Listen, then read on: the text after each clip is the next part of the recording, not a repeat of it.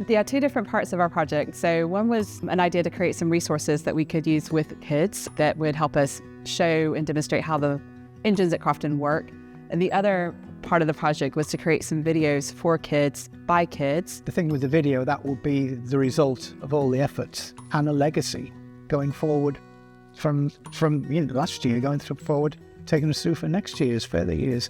And it was a tool that we can use again and again. Crofton traditionally has been perceived as something that's going to interest the older generation, the people that remember steam engines. Many children today don't even know what a piece of coal looks like. And it was very much a case of showing them, this is the heritage, this is a steam engine. What's a steam engine? Working from there. Yeah, we'd had a feasibility study that had identified that children were an audience we needed to develop. We have a few resources, but not very many. And so thought this would be a great resource to add, to have some videos and to have a buildable model that they could then explain the station better. And I think it also extends our reach on YouTube, because when people look at our channel, sometimes all they'll see things is about the boilers and about the engines. And they'll maybe see Crofton from a different dimension where children are involved and they're having fun.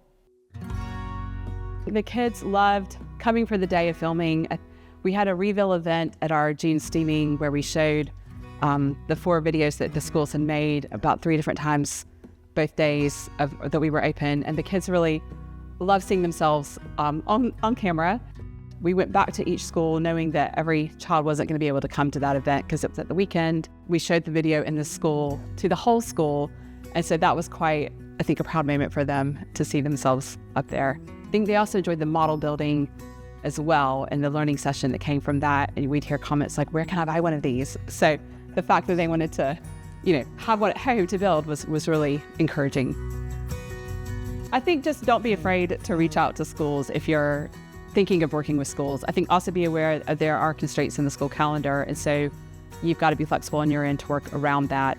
Think about your volunteers as well. The project definitely would not have been possible without our volunteers, because that made it happen. So with all the editing and videoing, just working with the children and talking to the children, making the models. So don't underestimate, I guess, your volunteers, and don't be afraid to ask, because I think some of our volunteers don't normally work with children, but did and really enjoyed that.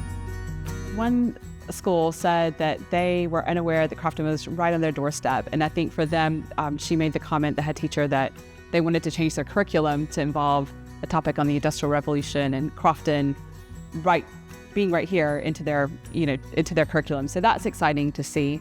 Another head she's the head of 2 schools, and she brought her second school along based on what the experience from, the school that was involved in the project.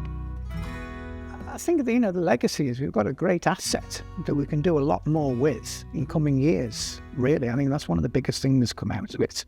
And all the material that's there, we can use that many times. Absolutely. I think with the kits we have, with the buildable models, that's for all ages, really, isn't it? It's not just for kids. It's, we've taken it to a group with Alzheimer's, and they've used it. So the idea is it would be all age.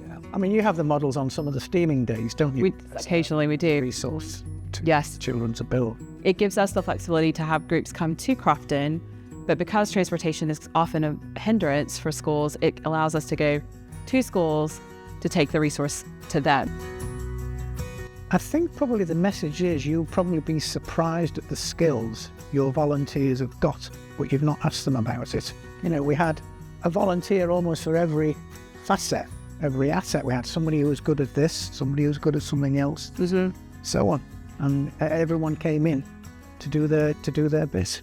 I think for some volunteers it was great to see kids coming to Crofton, and one volunteer said how he saw a child that had been on a school visit walking around the station and telling his parent all about Crofton, and he was offered, do you need any help? And the child said, no, he didn't. And just inspire that love of heritage, that love of learning, engagement, that love, because it's been interesting. I want to come back with my family. So that's what we want to see more of.